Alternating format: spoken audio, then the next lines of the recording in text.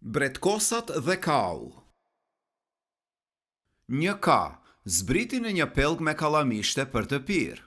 Duke spërkatur fort në ujë, ai shtypi një bretkos të vogël e të njom në balt.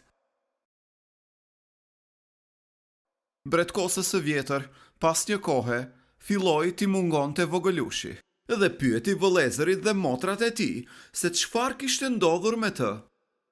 Një përbindësh i madh, Tha njëri prej tyre.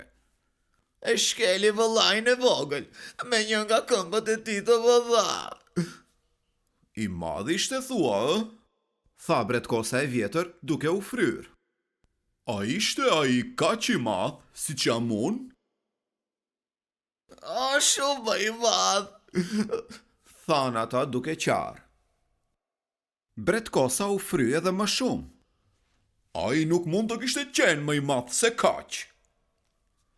Por bretkosat e vogla të gjitha e përsëritën se përbindëshi ishte shumë më i madh.